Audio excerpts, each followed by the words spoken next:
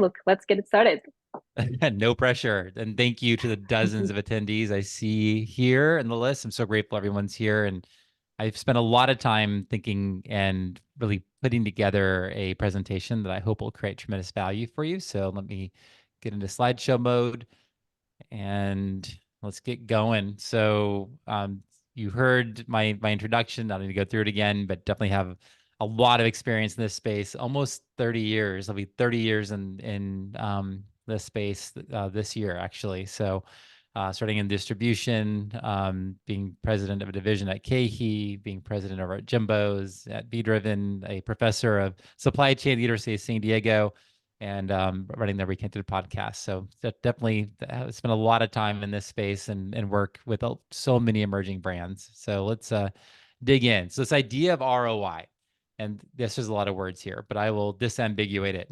So determining like ROI, it's like not just financial ROI, right? Did I make profit today? It's like also, what are the investments I'm making today to make profit tomorrow? um, how important is this specific retailer relative to my longer term strategy? And so I'm going to dig into some of these nuances and explore ROI. At the end, I actually will dig into true financial ROI and show you a model that Vdriven had built using our team that we have in Portugal. And we'll actually kind of go through a Sprouts launch for a fictitious brand and kind of show you how we look at it. So considerations include, look, what is your current channel focus stage? And like where are you? So many brands that when I meet them, they're like, oh, I presented to Kroger, I presented to Sprouts, I presented to the little store down the street. It's like, okay, well, what is the strategy here? Let's figure that out. So I will today articulate what I have found to be the best strategy, and I'll use a great case study in Olipop, and I'll share that with you. I'll teach you a new word, marqueeness, the idea of marquee accounts, and like, what does that mean? And so we'll dig into that deeper. The cost of doing business, this is that literal idea of ROI. Capitalization, like cash is always everything. So no matter what I say here, it all has to be rooted in how much cash do we have? When is more cash coming in? And we need to adjust always around cash. And then access to data. So I think about ROI, I might go into a retailer a little bit earlier. That's maybe a little bit more expensive than I'd like because they give me access to data, maybe before I'm able to afford spins, for example. So let's dig in. Next slide. So this marqueeness word in relation to, like, it really kind of balances against financial ROI. So it's like the marqueeness idea is like if I think about a retailer, like what consumers shop there? Are they really cool consumers who are like posting on Instagram? Like Erewhon's a great example of that. Erewhon is arguably the most culturally relevant grocery store in America today. And what happens there, and the shoppers that go there, influences what happens across the country. So I might go into an Erewhon, even though it's more expensive than I like, because it's really a marketing play for the future. Do other retailers look to this retailer when considering adding new products? Retailers like Central Market they hit way above their batting average, way above their game normally, because like everyone looks at Central Market, they're really respected, or a Wegmans is really respected. What happens there is being watched by retailers all across the country. Um, let's see here. Also, do consumers put a halo around products found in that retailer? So like Whole Foods has this kind of halo. It's like, well, if you're in Whole Foods, you must be a pretty cool brand. And then what's the foot traffic of the stores? And so relative to if I'm going into like say a natural grocers versus a Whole Foods, natural grocers, in my opinion, I don't know if this is true, but it's like my observation is probably has like a sixth of the foot traffic of an average Whole Foods store, the average natural grocers would. So it's like I need to be thinking about all this relative to this idea of marqueeness, and I'll explain more soon. Um, so a specific retailer ROI is more nuanced than just the net profit that you earn. That's kind of repeating what I said at the beginning. And so we're having to balance the idea like profitability today and this idea of like going into this, like what accounts I go into today that have this marqueeness to them that helps drive my business in the future. And I also wanted to, as I'm thinking about ROI, and I'll get into some more specific examples soon here to make it more real. But this, like the brand constraint triangle is always cash, right? Always cash. If I have no cash, I got to figure out how to turn cash. If I have cash, then I definitely want to be thinking about, okay, today's volume, like today's velocity, today's profitability. But if I only think about today, I might not ever really grow my brand to really realize its potential. So that's why I'm kind of balancing that against the marqueeness and future velocity investments. So again, if I go into a central market, for example, that's being watched by so many retailers, and I invest in that account and I dominate central market, then the ability for me to get other accounts who are watching central market because it's such a cool account goes up. So I can only do so much of that investment, though, kind of tied back to how much cash I have. So I'll make this more real as we go. So the first thing for ROI that I really want to get across to everyone is that we really need to be thinking about our supply chain. Is it optimized? Like I can go figure out how I optimize promotional strategy, but if I'm not doing things in an intelligent way relative to getting product to the store in the first place, probably better figure that out. So let's dig in. So when I'm working with a retailer, I almost always want to go with the primary distributor, the distributor that has the primary contract. For example, when you work with Sprouts, you have the option, I guess the category manager has the option of sending you through the primary contract with KeHE, a secondary contract with UNFI that has a higher markup, or a tertiary contract with Pod Foods, which effectively has even a higher markup. And that creates challenges, right? So you also need to remember when we are going with that primary distributor, which often is a national distributor like UNFI or KeHE, there is a cost of doing business. On the buy side, KeHE tries to earn 5.5% or more off of you. So we have to be aware of that and kind of take that into consideration. And then remembering also that inbound freight to the distributor. So when KeHE or UNFI pick up from your dock and they backhaul it back to their distribution centers, they add freight onto that, upon which a markup is added, right, before it lands into a retailer. And the higher that freight is, like the higher your retail is going to be, and the lower your velocity is going to be. So we need to be really mindful of that. And we need to treat national distributors effectively as 3PLs. I've heard so many brands complain and kind of be in this victim space. Like, what? They bought too much, now they're throwing it away. And it's like, yeah, okay, here's the deal. They buy 100,000 SKUs. And if you read the news lately, companies like UNFI aren't making much money. They're way below what they should be doing considering the size of the company. And they're not able to put in the resources to help you. So, more and more, even UNFI now basically is giving everybody access to their portal. We need to be using the portals and managing our own business. So let me go on to the next slide here. So I'm going to create this fictitious company called Aqua. Our fictitious company Aqua was recently authorized by a national natural chain serviced by KeHE and Pod Foods. The brand chose the option to have deliveries go through Pod, which is a specialty distributor for emerging brands. And so let's figure out if we can help them have a double-digit increase in their gross margin. So we're going to dig into this. So this is a tool that we use at Vdriven. And one thing to be really mindful of is that as a brand, we're really aiming for a goal SRP, right? That there's this, that what is that price on shelf every day? And we know that for Aqua, if it's $4.99, the velocity in general would be about 50% of what it is when it's $3.99. So we're usually solving for how do I achieve that SRP? And so that means if you work backward from that, so $3.99 and a retailer is earning a 42% gross margin, that means it needs to land at the retailer at $2.31, right, to achieve that $3.99 retail. And for KeHE, their markup is effectively 7%, maybe a little bit less than that. There's fuel surcharges that move up and down, which means it needs to land to the distributor at 216. And then there's this, and that there's a freight that got it to the 216 from the 190 you charged for them to pick it up from your dock for this individual SKU. This allows you to, with your COGS being $1.05, that means that you're able to earn 84 cents for every unit you sell, right? And on Pod Foods, again, I have to solve for the SRP, right? I need to be 399 to optimize my velocity. Working backward, the margin's the same at 42%, landed to retailer the same, but there's this higher markup. And I've heard that Pod with some retailers is even higher than 22, can be 25, 27% effective markup. It's a huge difference from what KeHE is, right? And so you keep on working backward, your margin ends up being 37% in order to support that $3.99 retail. So I think as I think about ROI, right? Like this is where I start. Like, is my distribution making sense? So let's dig into this a bit more here. And then the other side too is freight. So I have a choice often with distributors, whether I deliver it direct to the distribution centers or I have them pick up from me. So in this case, with KeHE, I'm having them pick up from me, and they're putting in about 14% on top of what I'm charging them, the $1.90, in order to get it into their distribution centers. And then I have this option of, well, maybe I could deliver it myself, and I could find another company that consolidates loads for many manufacturers going into the distributor, and I can get that down to 8%. Well, if I can do that, I can claim that margin. It's huge, right? So again, I have to solve for the 399, right? That is the price. I can't go higher than that price. My product won't sell. I'll fall off shelf.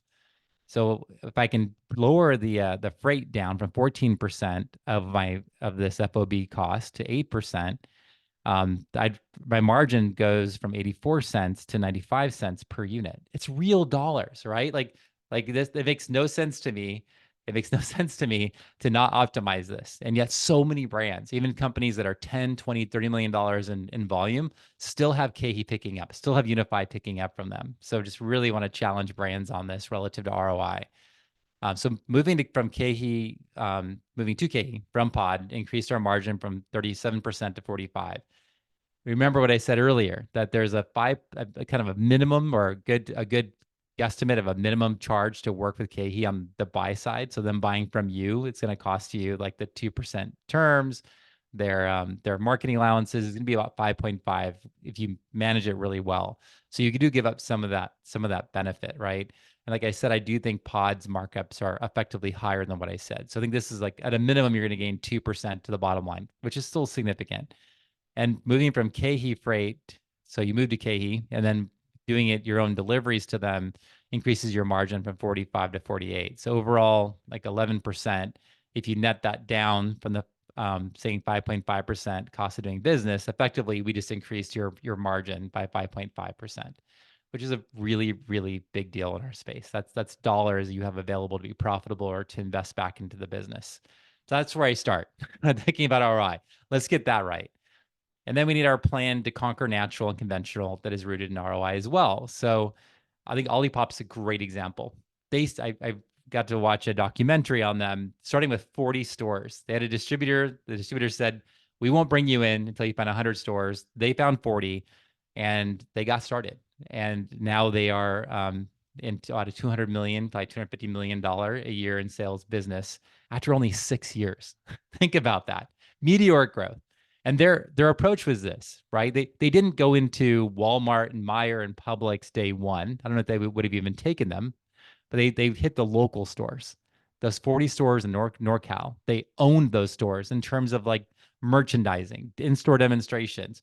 They created an amazing velocity story from which other retailers saw it and wanted to grow with it. And so in 2019, they went into more regional chains. 2020, they were ready for national natural, which is Whole Foods, Sprouts. And then they wanted to try their foray into conventional, which we all know this story. This has been really successful. And this is the plan that Olipop uses is the one that we recommend for our clients as well. I'll go into a little bit more detail here. So what I've actually included the original can of Olipop. One of the reasons that we start with a one region focus, even if I had a lot of money, is I want to test if this packaging, this price, this product, right, and this market is the right time for this product. You can see Olipop adjusted their packaging like 2 years in. They were able to test. They were able to figure it out. They were able to get it right. So I start in a region. I go to the super regional. I then go to national natural.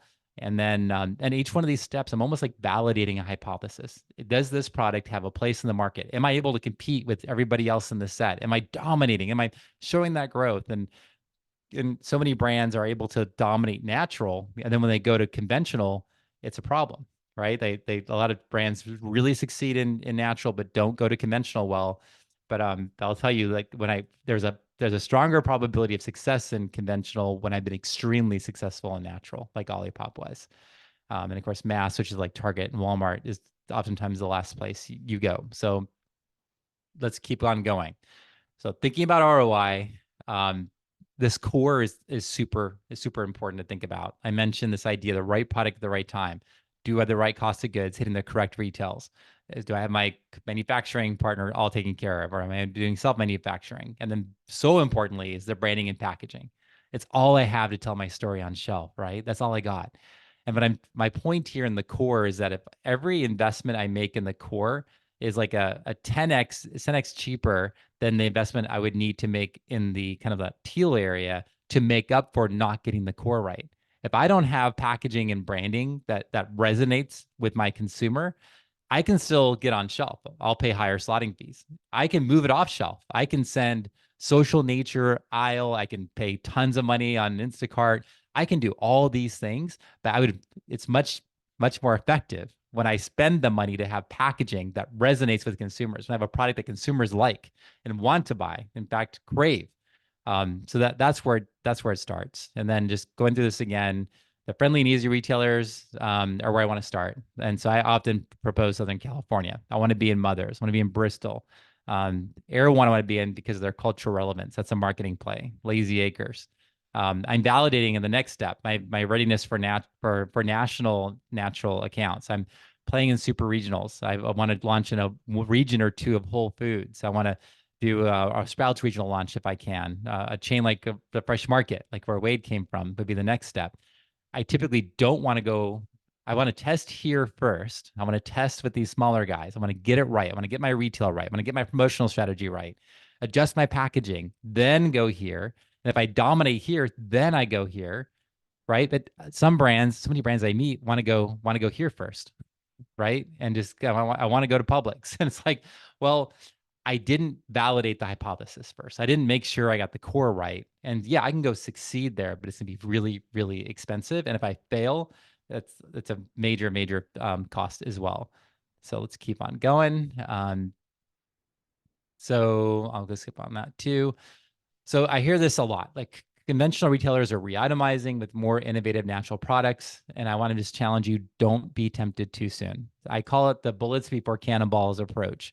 I want to shoot the bullets in a I guess bullets are cheap, cannonballs are expensive and the big. I shoot the bullets until I make sure I got it at each step of the way, like I showed you, like Olipop did. And then I shoot the cannonball. And then I go big. Other thing too in conventional is that the slotting fees can be crazy higher, wildly higher than natural, depending on who you're talking to. Velocity likely be lower. When I go into a conventional player with a natural product, especially when no one knows who I am, I'm coming in really young as a brand. I'm going to see very low velocity. I've talked to so many brands who had product returned to them a year later because the product just didn't sell, and they were celebrating. We got into Kroger as our first customer and then paying a huge price. And in an ideal world, we would drive amazing velocity in natural and be able to go direct into the retailer distribution when we go to conventional. This is the biggest deal of all that most brands don't think about. When I go to Albertsons, for example, the choice is to go through the Albertsons distribution center or through KeHE, right? It is crazy cheaper to go through the Albertsons distribution center than going through KeHE. But Albertsons distribution centers will only carry the fastest moving products, which means velocity is important, which means we got to get the core right. We have to succeed at all those first steps, and then we go, or else we spend a crazy amount of money through distribution like KeHE. And then loss of cachet. I had dinner with a category manager for a national natural chain the other night, and he was just talking about this, like brands that could go to conventional first, that want to go to natural, like forget about it. And so like the challenge you have is if you start failing in conventional, it's really hard to come back into natural. So I really believe in that roadmap that I just gave you. Okay, so prioritize retailers relative to your stage. So let's talk about that. So I'm not saying this is natural channel. And what I have here on the vertical axis is the idea of like low marquiness and high marquiness, and then high cost of doing business to low cost of doing business. Where I want to play wherever I can to be ROI efficient is over here. This is where I like to be, right? Up there. So it's like, Whole Foods regional launch, that's a beautiful place to be. Extremely high marquiness, right? Like that, like Whole Foods validates your brand. Sprouts validates your brand. Sprouts on a national level is actually so much more inexpensive to do business with than Whole Foods. Whole Foods is over here at high cost of doing business. This is Whole Foods National or Whole Foods Global, but they're extremely marquee. Erewhon, extremely marquee, right? I think almost the most marquee in the country today for certain brands, but their cost of doing business has gone much higher, right? But I often recommend paying it because of the value for the future if we have the cash. But as an emerging brand executing like a Southern California strategy, I'm going to go to Mothers. I'm going to go to Lazy Acres, right? I'm gonna go to Bristol Farms. Gelson's, it gets a bit more expensive, but I'll work there. As I work my way across the country, I love Mom's Organic. And I might even do Central Market at the same time I'm doing Southern California. Central Market is like this oasis in Texas. And we've had a lot of success just launching brands there. Consumers are just so hungry for new brands. Jimbo's, where Wade and I both worked during our career, another great option. Their Marquiness is, considering they have only 4 stores, they are extremely well respected across the country. Earth Fare is another one, smaller chain, but extremely well respected. Her group, for example, I wanted to have an example of like a low marquiness, high cost of doing business. This is Healthy Edge. We use them when we have a challenge with a brand that we're having trouble getting into other retailers. I can pay to play to be on their shelves. That's kind of how they're set up, and that's okay. And it gives me a start, and I can go dominate there. At least I get some data. It's just not as ideal as being in these guys in the top right hand side. So just wanted to kind of tell you how I look at it. And then for like where Wade used to work, the fresh market, that's one that kind of, it isn't the cheapest to work with and isn't the most expensive, but it's really well respected. If you think about the number of stores that the fresh market has, we have Whole Foods over 500 stores, we have Sprouts over 400, and then we drop into this area of natural grocers and the fresh market around 150 stores, right? And so they're extremely relevant. There's definitely a lot of programs you could sign up, but you don't have to sign up for them. And the main challenge I see at the fresh market is just foot traffic can be a little bit lower there. So your velocities might come out lower, and that could hurt your brand in some ways. So stop picking these accounts at the right time, and that's what we help our brands do. It's like, okay, when do we do this, right?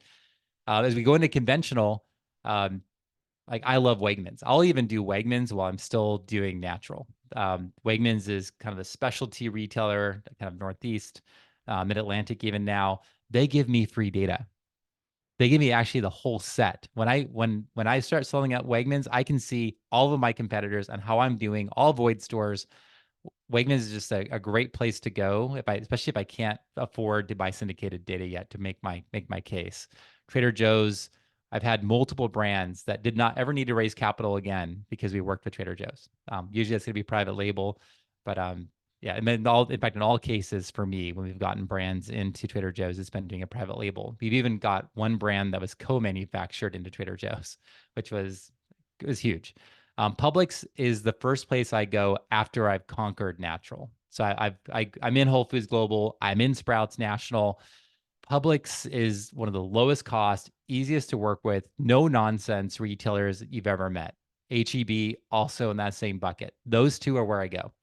After that, I tend to go to like a Harris Teeter. I love them. Meijer's great. And then I'm really saving, for me, I tend to save the Safeway, Albertsons, Kroger till later, though I might do some banners. So Pavilions is here. Pavilions is a division of Albertsons Safeway. I'll do that one early to start creating the halo effect, the marquiness of like, oh, I'm in an Albertsons region in a kind of an upscale store, and then I can grow from there. So anyway, I hope this makes sense to you. This kind of balance between the cost of doing business and then how important the account is. And you see here, Food Line is kind of in this area. They can be expensive to work with, and there's a low level of marquiness, but they have a lot of stores. So it's like something I might do a little bit later in my journey in conventional. Okay. So leveraging our high velocities to go through retailer distribution. This is something I mentioned earlier. So if I go to Albertsons, there's kind of a choice that category manager has. It's to send me through KeHE into all the stores as more of a specialty item, or I go through Safeway. I've worked with brands where we fought hard because we could never be profitable delivering to Albertsons through KeHE. In some regions, the Albertsons program is over 20% markup through KeHE on top of the cost of doing business with KeHE. So it effectively is like 26, 27% as you think about trying to hit a certain SRP. This is going back to what I said earlier, why we need to take the steps. step by step by step, right? Small accounts in my backyard, going to regional, going to national, right? And or super regional, then national accounts and natural, and then creating that velocity story. So when I go into conventional, they actually say, hey, I'm bringing this into the warehouse. I'm cutting out KHE. This is the number one profit making thing I've learned in the last 5 years of doing this at Vdriven. So TPR strategies, let's dig in. And we have about 6 more minutes here, then we'll go into question and answers.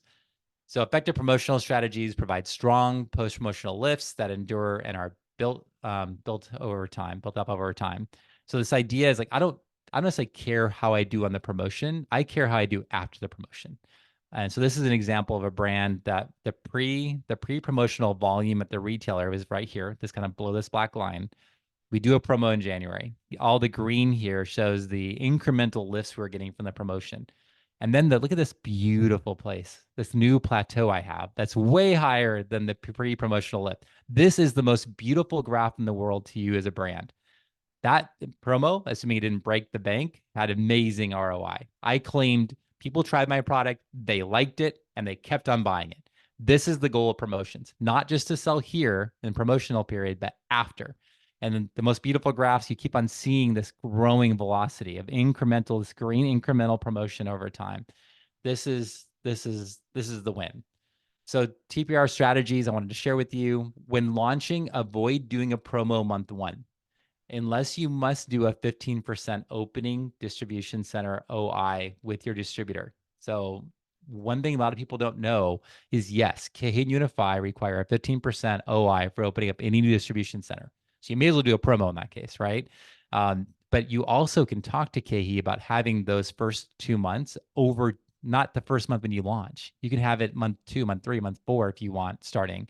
So I highly recommend that you move the OI period doing a period when you really do want to promote. I'll tell brands, I see so many brands who just do one TPR strategy. It's $1 off or it's a 2 for 5. I strongly recommend kind of ABC testing multiple different TPR strategies to see which one is most effective. Avoid promoting over multiple consecutive months. I know like Fresh Time has forced brands to do this, for example, but it's not ideal in terms of the perceived value of your brand. When the consumer only sees this lower cost, that becomes the value of your product in their mind. So I try to avoid that. And then this one's simple, but a lot of brands don't think about it. Here's number 1. You do not have to do OIs with KH or Unify if you're in a major retailer. I'm gonna say it again. You do not have to do them. I'd say don't, especially if you have a shelf-stable brand, because they'll bridge buy and KH gets all the benefit and the retailer doesn't even get it. So it's like, or most of the benefit at least. So to say no on that, and where you can do a scan back to the retailer. So I work with Sprouts with our company. So Sprouts, there's this thing called Demand Tech. I can enter in a promo there.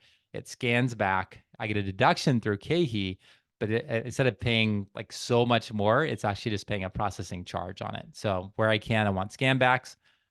And I also want to do, and the idea of scans too is instead of even the retailer loading in on the product, they can't just like buy in. It's what's actually selling through the register. That's what I want, right? That's what I want to give a promotion on. And when a retailer asks to be margin dollar whole versus margin percent whole, this is another one that I see brands like giving up so much of their ROI in relationships with retailers is not asking about this. And so when you're saying, hey, I want to do $1 off, does that retailer ask you for the full dollar or can you maybe just get 58 cents? I'm curious, Wade, has this come up for you in your career, this idea of margin percent versus margin dollar whole?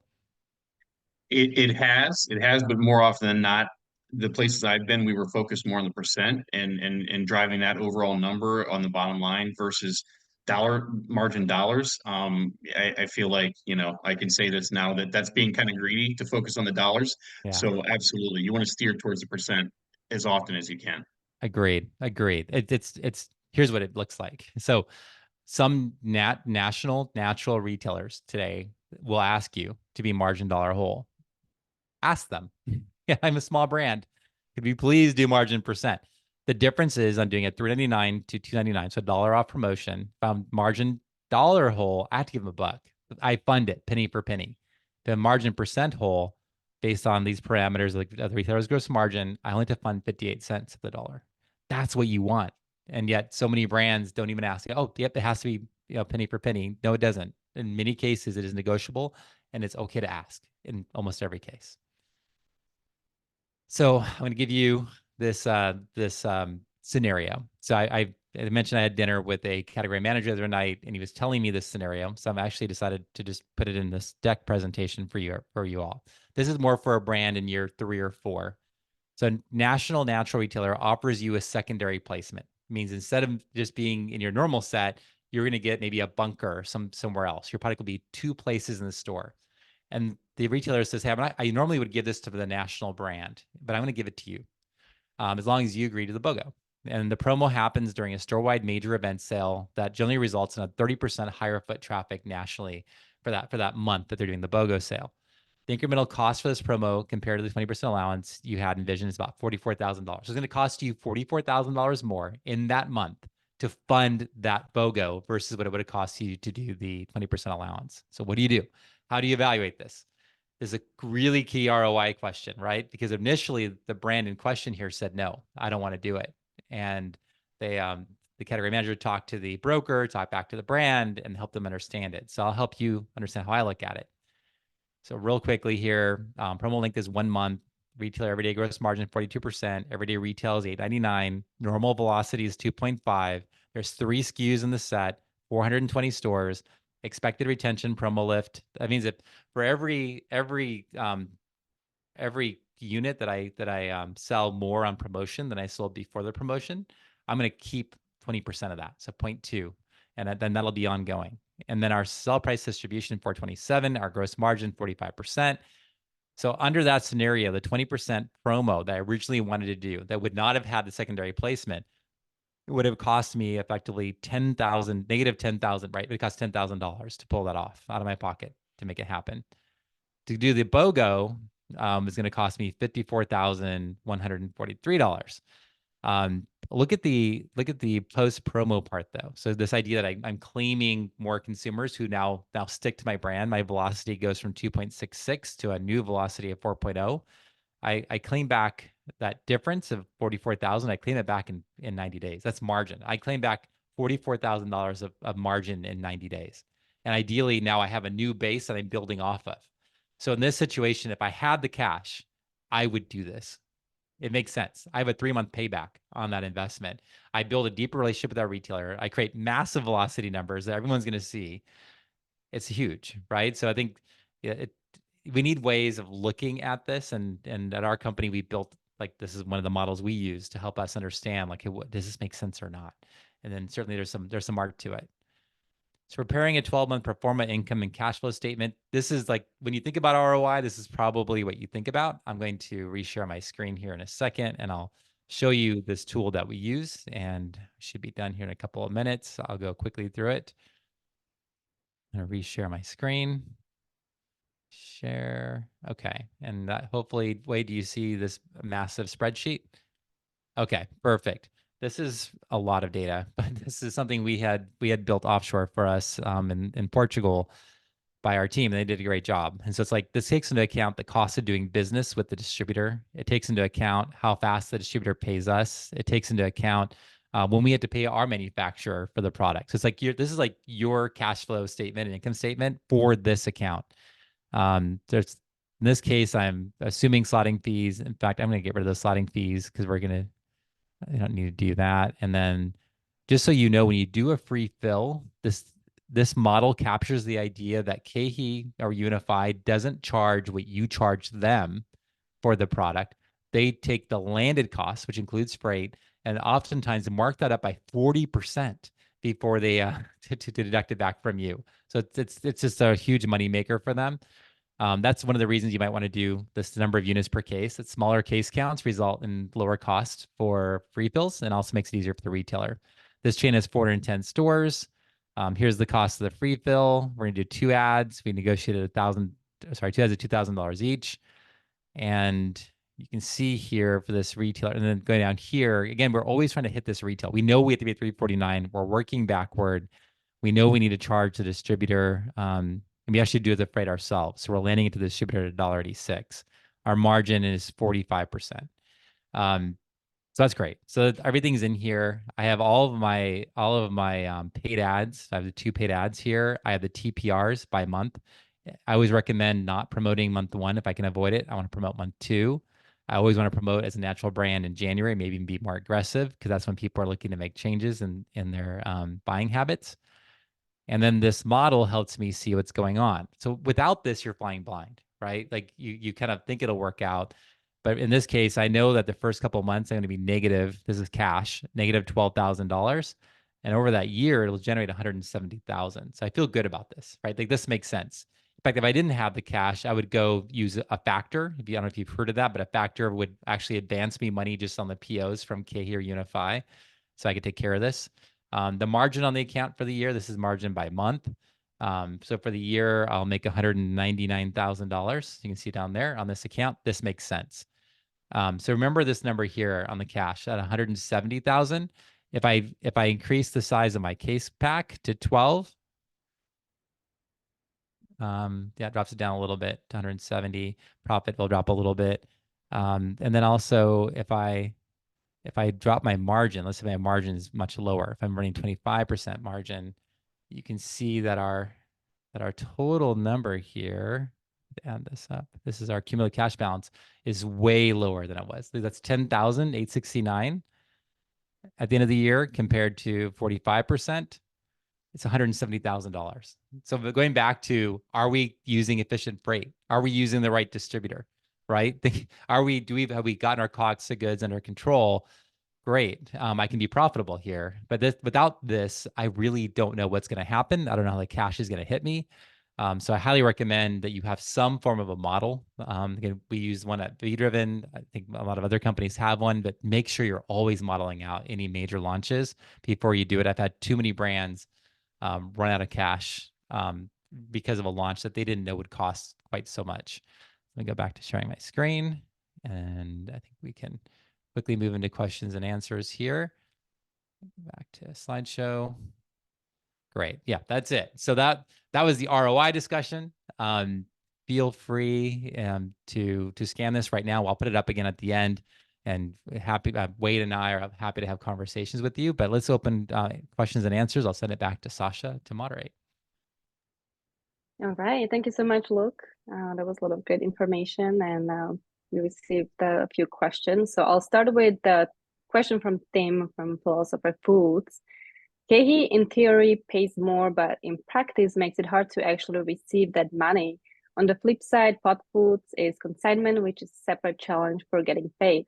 It is. Obviously, direct is best for all these reasons and margin.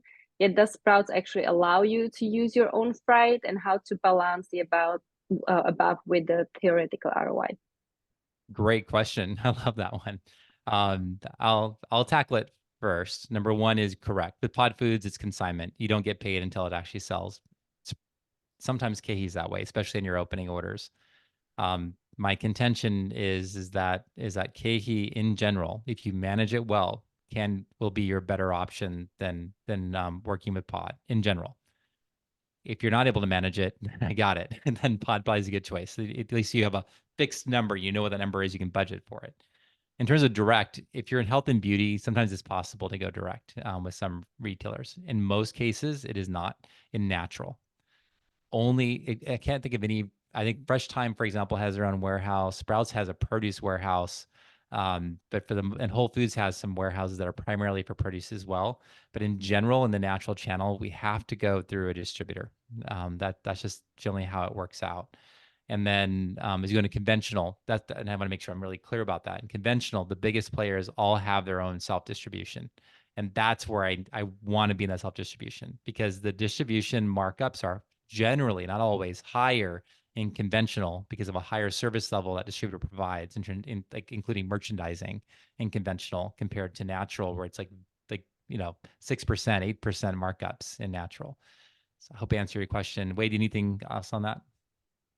No, I think you nailed it there as far as that goes. And I think the other key point here is the example you gave was using a consolidator or outside 3PL to get to Sprouts, to get to KeHE versus KE picking up. So it's important to differentiate the two, that Yeah, not good point. necessarily looking to go direct to Sprouts or direct to KE. Rather, you were looking at using Yeah. your own, sourcing your own freight versus having Yes. KE picking up. Yes. So Thank you for the clarification. And I think you picked up on something I probably wasn't clear on, right? So where you going direct means, in the case of natural, really means like delivering yourself into KE or Unify if you're doing national distribution. But typically distributing to the retailer in natural is not possible to do direct. Thank you, Wade. Thank you. Juan, that's amazing story of Olipop. How many of the 40,000 stores are just natural channel? Do you have more information, Luke? Or I believe that you say you watched a video or read an article more about Olipop. Yeah, I Technology. will do a LinkedIn post. I'm making a note of it right now, and I will provide a link to the story because it was great. I watched it, then I had ChatGPT watch it, and then we got the high points out of it. Nice. Thank you. Mac is asking about Mariano's. I believe it was on the slide where you were showing the Martinez and cost of doing business. Do you have any experience working with Mariano's? Yeah, I like Mariano's because they're going to be more specialty. I believe Mariano's is a division of Kroger. I could be wrong on that, but I believe that is accurate. So it's almost like what Pavilions, in my mind, what Pavilions is to Albertsons is what I think Mariano's is to Kroger. It's like I get started in a kind of a more regional approach with a kind of more specialty type format of store.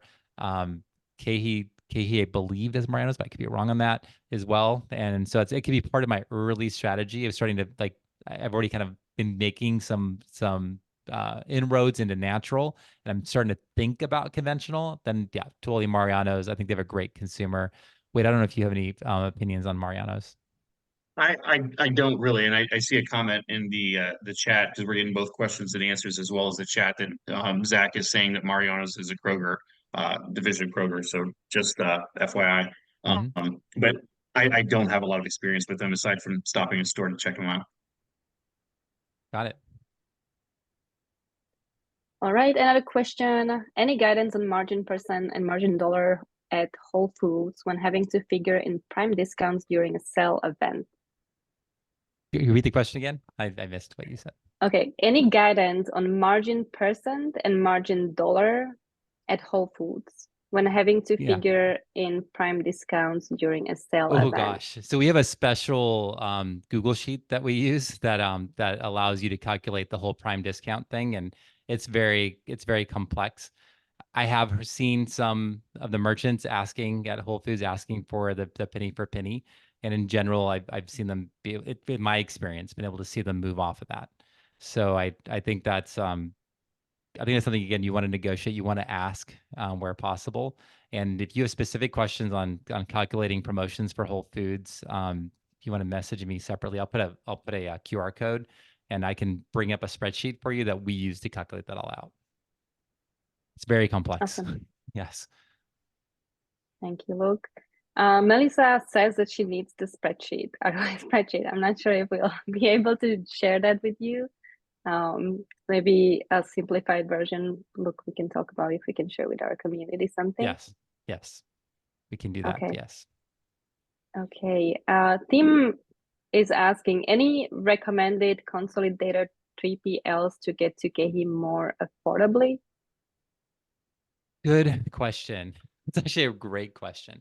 If you want to, again, reach out separately, and depending on your refrigerated or dry or frozen, I may have some options for you. And I also have actually a former Sprouts executive leader who has a company that he's dedicated to helping brands figure this out efficiently. His name is Rodney Bonds. So happy to help connect you to him. But also, if you have a specific one, I can see if I have other brands that are using one that could be beneficial to you, depending on your temperature class. And I'm gonna put Luke's email also in the chat box, so you can reach out to him directly. Oh, wait, I already did it. Awesome. Thank you for co-moderating. Sina is asking, is there a resource that we could study to learn how to send direct to KeHE versus them picking up? I get calls from freight companies all the time, but I don't even know how to approach them. Yeah, it's a hard one. I would say in general, as a smaller brand, you're probably not going to want to go just LTL, which is like a pallet at a time. You're going to want to work with a consolidator who's able to put like multiple smaller brands onto one truck that then goes to the DC. That this cons and I think what I want to do, I think there's actually a lot of value here. I'm going to put a LinkedIn post, and maybe Wade, you can help me with this, on all the consolidators nationally, and we'll put together an entire spreadsheet on this, because this is the magic, right? Because if someone cold calling me that doesn't have a consolidation ability, it's going to be expensive. They might hook me with some cheaper rates at the beginning, but it may go up. But a consolidator makes a lot of sense. An example of one, if you're refrigerated, if you've heard of Organic Valley. Organic Valley has built a supply chain out across the entire country. They're massive. And then they have a division called Organic Logistics, or OL. Organic Logistics, a couple of our brands through the years have used them very successfully to move product much more efficiently than LTL freight would have been, or having K pickup. And then I Thank you, think Luke. Another, I was good. go by. Go ahead. I was gonna say, I thought we had a couple in the chat that I was gonna Mhm. try and hit here. So let me find the first one here. I had it and I lost it. I have one from Question Catherine, is, which I wanted to direct to yeah, you, Wade. that's the one. Yep, Okay. that's the one. So in regards to KE, do the margins always fluctuate depending on who the end store is, where it is sold, anywhere between 7 to 27%, Albertson store distro? How do I know before going into that relationship what the margins are? So Wade, I think this question is perfect for you. I think that's more Luke on the supply side with regards to it depends really on contracts, right? Your larger retailers, your Sprouts, your Whole Foods, your Fresh Markets, their deals are going to be different than the fees associated with a smaller retailer. And Luke, please chime in there as far as that goes with regards to how that percent relates and as it relates to margins and the size of the retailer. Yeah, sounds good. And then can you repeat the question one more time? And I'm sorry to make you do that. I was actually just messaging with a leader from Pod Foods who wants to talk about how they think they're a really good option for our brand, for our people, like this community. So go ahead and repeat it. And Yeah, so basically the question is the margins fluctuating, yeah, with regards to KE, depending on where the end store is sold, and they're yeah, referencing anywhere between 7-27%. How do they know yep. before going into the relationship what Oh, those yeah, margins are? got it, got it. Yeah. So typically and I think you don't know. You certainly could ask someone like us, right? And we have a general idea. Although if I ask a retailer directly, they will generally never tell me. If I ask Whole Foods, they'll tell me to use 8%. Although my hypothesis is it's probably more like 6%, right? But that's what they tell you to use. So we really don't know, but there's people like us, and many people like us, who have an idea what that is.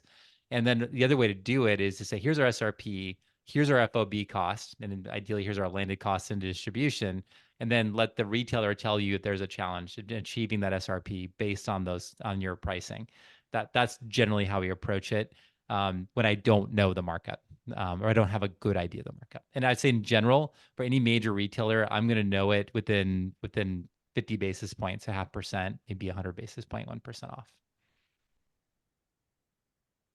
There was another in the All right. chat from Sosi. If we use our own freight to KE, do we need to deliver to all DCs they do business with, or just the pickup DC? Okay, so do I have to do? Sorry, but repeat the question one more time. Thank you, Yeah, Sosie, for that question. if they use their own freight to Yes. KE, do they need to deliver to all DCs they do Yeah. business with, Okay. or just the pickup DC? Very good question. So that is a good one I've seen it handled different ways. I've seen it, you have to deliver to every DC or none. I've seen it sometimes where they allow you to deliver to the one closest to you, then they'll take care of the cross dock. I think that's more common. So I think that's great. If you can cut out that first leg, and you're more efficient than they are in terms of the cost of that, that's fantastic. So it varies, and I've seen different category managers handle it differently. So I haven't seen a standard approach.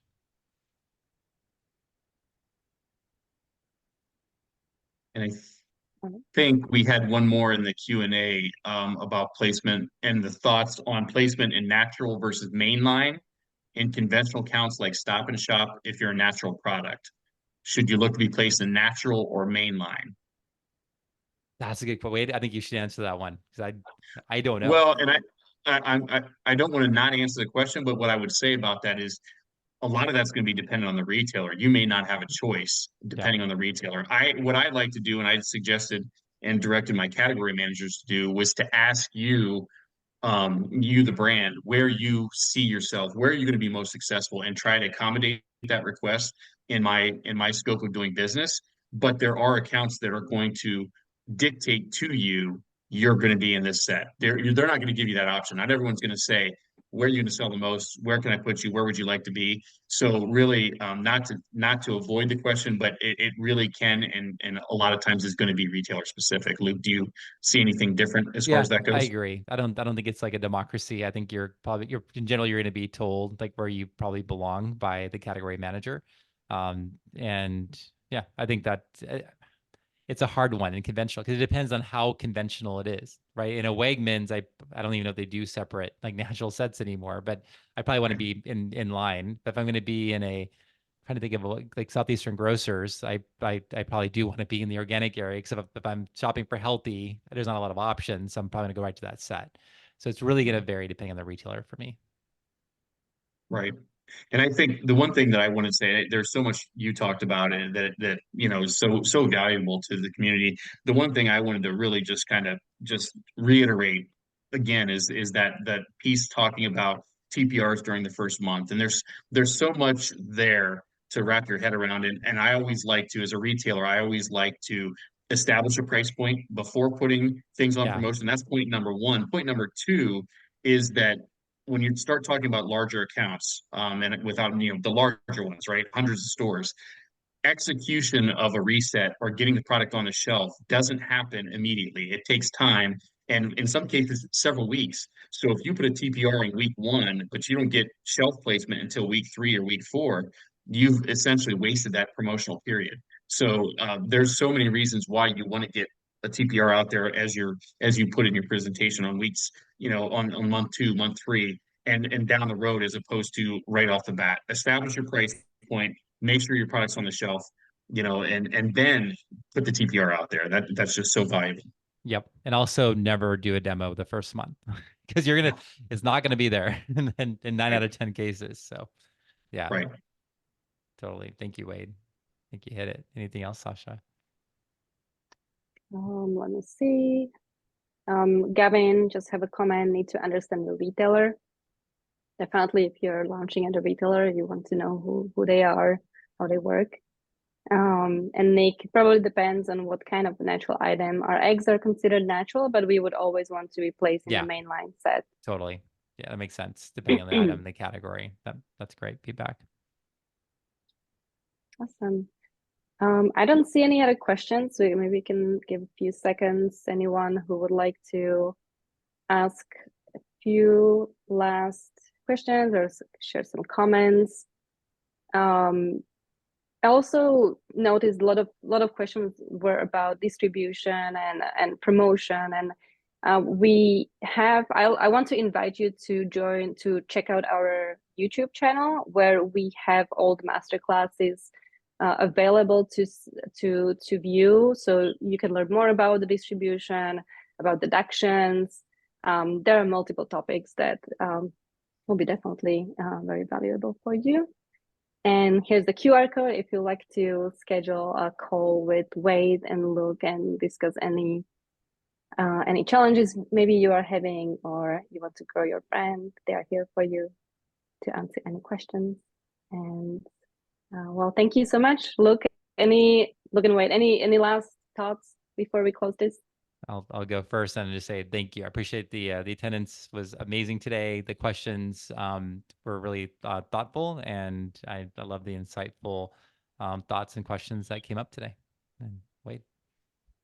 Yeah, I would just say, again, if you'd like to contact us, our information is there on the screen. Thank you for the time and attendance today. And again, this is something I feel that Luke is probably slightly more humble than I am. But this is something I feel that Vdriven does, just the service to the community. So that differentiates us from a lot of other people in the market. So this kind of content, this kind of hands-on approach is something we offer our brands. And I just encourage you to reach out if you'd like to learn more. Fantastic. Thank you, Wade. Thank you, everyone. And look forward to talking to you all. Take care. Thank you all. Bye. You.